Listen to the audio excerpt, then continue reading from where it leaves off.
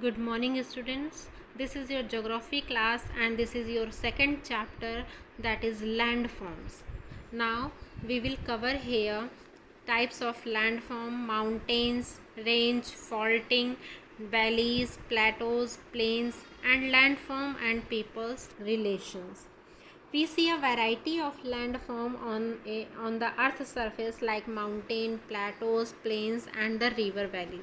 These are, you can also, this is a type of landform. These landforms have developed over a long period of time. The natural forces, that is endogenous and the exogenous, keep on creating these landforms and also destroy them to create the new ones. The surface of the earth is not a continuous layer, rather it has slowly moving tectonic plate. There are two type of forces formed in on the earth surface of the earth, that is endogenic, and the second one is exogenic forces. These forces which mainly help in the formation of the landform. The first one is endogenic forces and the second one is exogenic forces. Here the endogenic forces originate and operate below, within the surface of the earth, on the interior of the earth. These are endogenic, like folding, faulting, volcanic activities, and these are also known as tectonic forces. And the second one is exogenic forces. These forces that originate and operate on the surface of the earth are called exogenic forces. The forces are also known as the gradational forces. The example of it: weathering, erosion, deposition, etc. Now there are four types of landform. The endogenic and the exogenic process lead to the development of various landforms, that is mountain, plateaus, plains, and valleys. The first one is mountain. The mountain are the elevated part of the earth's surface. To be considered a mountain, the land must be at least 600 meters higher than the surrounding area. A mountainous region should have steep slopes, sharp ridges, and a peak or peaks. At first sight, all mountains look similar, but they are formed in different way in a variable structures like their age. They are young and old. The young mountain are high and have sharp features, while the old mountains have low and gently have rounded or blunt features. The mode of formation, according to this mode of formation, the mountain can be classified into three types. The first one is fold mountain, the second one is block mountain, and the third one is volcanic mountain. In the first chapter, I told you what is anticlines and synclines. Anticlines, anticlines, and synclines. The upraised part of the fold, these are the waves. The upraised part of the fold, that is anticline, and the downward and the trout are, yeah, you can say that downward, the downward part of the fold, that is syncline. The most common type of mountain in the world are formed due to the folding of rock layer, mostly the sedimentary types. These are known as fold mountain by anticline and syncline. Fold mountains not only occupy the largest area but also have the highest peak. This is an example of fold mountain, the Himalaya. We know the examples of these: Himalaya, Rockies, Andes, and Alps. Himalaya is in your Nepal, Andes in your South America, Rockies is in your North America, And we know on the basis of their age or time of origin, the fold mountain can be young or old, and the a few million years ago formed mountain are known as young mountain, like Himalaya, Rockies, Andes, Atlas and Alps, and the 100 million years ago formed mountains known as fold mountains, like Ural, Aravalli and Appalachians. The characteristics of the fold mountains are their length is more than their width. Most of them have parallel ranges. The young fold mountains are very high, which with conical peaks and steep slope. The old fold mountains are low with rounded peaks and comparatively gentler slope, and most of the fold mountains are along the margins of continent. Now I am going to tell you what is a block mountain. You can see here, this is a map of world map showing the major landform. Here in a blue color in and a brown color, you can see there see that this is a above 3000 meters above height, and yellow color is showing here 250 to 500 meters height. Pink color is showing here 500 to 1000 meters height, and the green color is showing here 0 to 100 meters height. Now the block mountains have been formed due to the horizontal tectonic plate. I have already told you in the first chapter what is fault. When you can see that this is a landform, और जब भी किसी forces के द्वारा opposite forces के द्वारा दो opposite forces के द्वारा ये पार्ट्स ऊपर की तरफ उठ जाते हैं और ये पार्ट नीचे की तरफ चला जाता है, तो ऊपर उठे हुए पार्ट्स को ब्लॉक माउंटेन कहते हैं और नीचे धंसे हुए पार्ट को वैली के रूप में जाना जाता है. It forms in a two ways between two fault when the middle block is raised upward. जब मिडिल पार्ट जो होता है ऊपर की तरफ उठ जाता है, पहले फॉर्म में ऊपर की तरफ उठ जाता है और ये पार्ट नीचे की तरफ चला जाता है इस तरह से. और सेकेंड पार्ट में क्या होता है, between two fault when the two outer block slip downward, और and the third form two fault when the middle block slip downwards. The block mountain have their characteristics. They have normally flat slope and steep, and the block mountains are massive in size and have smooth formation.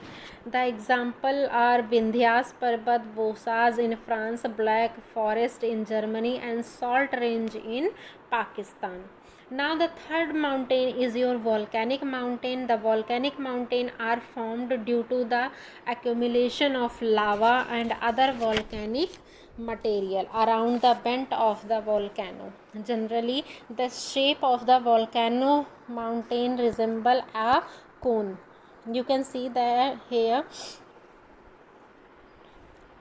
You can see here, this is a volcanic mountain, and this and the shape of the volcanic mountain resemble a cone. The silent examples are Fusiyama in Japan, Etna in Italy, the Kilimanjaro in Central Africa, the Cotopaxi in the Andes mountain. And you can see this map also. Here this is a Japan, here Fusiyama, and this is a Italy here, and Cotopaxi in Andes mountain. Andes mountain आपका यहाँ पे है, यहाँ यहीं पे कोटापैक्सी है आपका, और सेंट्रल अफ्रीका में आपका किलीमंजारो है, यहाँ पे बीच में किलीमंजारो है. सो the importance of the mountain, what are the importance of the mountain when they are in the way of the moist way of the moist winds, heavy rainfall can occur. They do not permit the hot or cold winds to enter in their area. The slope of the mountain have thick forest and rich grassland. Rivers originating from the snow clad mountains provide water almost throughout the year, and the waterfall in the hilly region can be developed to generate hydroelectricity. Tropical areas, many health and tourist resort have developed in the mountain. Many valuable minerals are also often found in the mountain. Now I am going to tell you what is Rift Valley. You can see here, this picture is representing here Rift Valley. The Rift Valley is also known as Graben. You can see here, this is a Rift Valley. The downward part is your Rift Valley, and this is also known as Graben, Graben, Graben. This steep slide valley is produced by the process of faulting. It can be formed in two ways: when the middle block between the two fault subsides, and when the two blocks are either sides of the two fault get raised. The rift valleys are generally narrow, deep and long. Most of them are bounded by the block mountain. Examples are Rhine Rift Valley in Europe, Great Rift Valley in Africa, and Narmada River Valley in India. Also we have one also Nile River Valley in Africa. Now I am going to tell you what is plateaus. This is a plateau. A plateau is a broad and rather leveled stretch of land which rise abruptly from the surrounding lowland. Its rocky structure is usually made of horizontal layers. Plateaus are often found next to mountain ranges. They were probably raised by the same forces which formed the mountain, that is endogenic and exogenic. The streams can cut deep valley or canyons into a plateau. Their heights are 90 to 900 meter. There are three types of plateaus. The first one is continental plateau, the second one is intermontane plateau, and the third one is lava plateau. Mountain और Plato's में difference होता है. Like this is a mountain, a gentle slope and steep also, a cone also here. This is a mountain, and this form like a table. This portion looks like a table like this. This is a plateaus. The first one is continental plateau. Continental plateau are generally very large in size, are mostly surrounded by water bodies or vast plain. They probably represent the original landform when the crust of the earth was formed. In example, the Deccan Plateaus. This is an example of Deccan Plateau, and Australian Plateau, Southern Africa are some of the example. The second one is intermontane. The intermontane plateaus are probably the largest and the most complex plateaus in the world. They are completely partly surrounded by mountain ranges. The plateaus of Tibet. This is an example of Tibet. This plateaus is an example of Tibet, and example of intermontane plateaus. And plateaus of Tibet in Central Asia, the Bolivian plates in South America, and the Columbia plates in the USA, Mexican plateaus in North America, and Anatolia plateaus are some examples of the intermontane plateau. The third one is the lava Lava plateaus are built by volcanic activity, particularly by the fissure flows. The lava plateaus are vast and cover a huge area. The thickness depends upon the volcanic material. The Malwa Pathar in the India and the Columbia plateaus in USA are the example of lava plateaus. Now, what are the significance of the plateaus? Many minerals like iron, copper, silver, gold, mica or various types of precious stone are found here. Some plateaus regions, especially in the tropical area, are good for farming and climate is also comfortable. Waterfall are found in the plateaus region and such as Colorado plateaus in the United States of America attract millions of tourists from all over the world every year. You can see here in a blue color 1, 2, 3, 4. These are plateaus like Greenland, Labrador, Colorado, Mexican, Bolivia, Patagonia. These are the blue color number is showing here plateaus and the red color number is showing here plains. Here the first one is the prairies plain, second one is Gulf plain, and the third one is Llanos plain, fourth one is Amazon plain, and the five is Gran Chaco plains. Now I am going to tell you what are the plains. Plains are generally low and and relatively flat area on the surface of the earth. The most of the plains of the world are less than 200-meter high. Therefore, the plains are also called the lowland.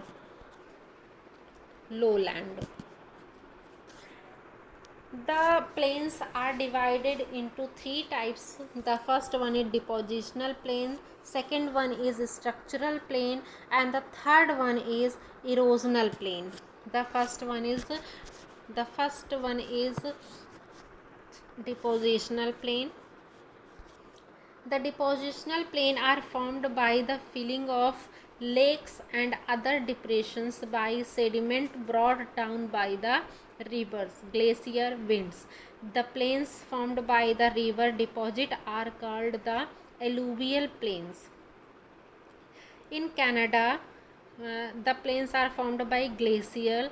These are called drift plain, and by the wind, the main agent of deposition, they are called loess plain.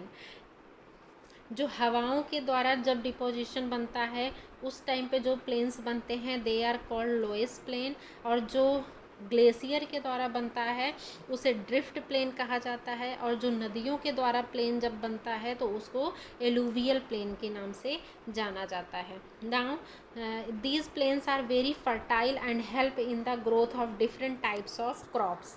Now I am going to tell you what are the structural plains. The structural plains have been formed by the emergence of land masses from the bed of the sea. Most of the coastal plain are structural plain, like southeastern plain in the USA, Mississippi and Missouri plain. This is the example of the structural plain. And the third one is erosional plain. The erosional plains are formed due to the denudation work on mountains or plateaus regions. These plains can be formed by river, glaciers, wind and sea waves. Such plains areas are never smooth. The Canadian Shield and the Siberian plains are good examples. Now what are the significance of the plains?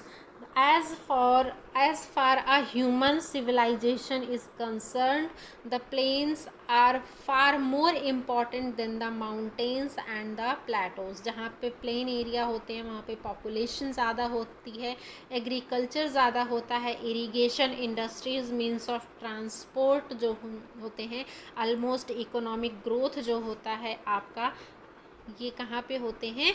Planes पर ही पाए जाते हैं. 80% of the world population live on the plains area. The soil are generally fertile and this makes agriculture easier and more profitable. all economics activity या human civilizations, the plains are far more important than the mountains and plateaus. According to the mode of formation, the plains can be depositional, structural and erosional plains. Now this chapter is complete. Here you revise this chapter and learn more, and you can solve the questions and all answers also. Thank you so much.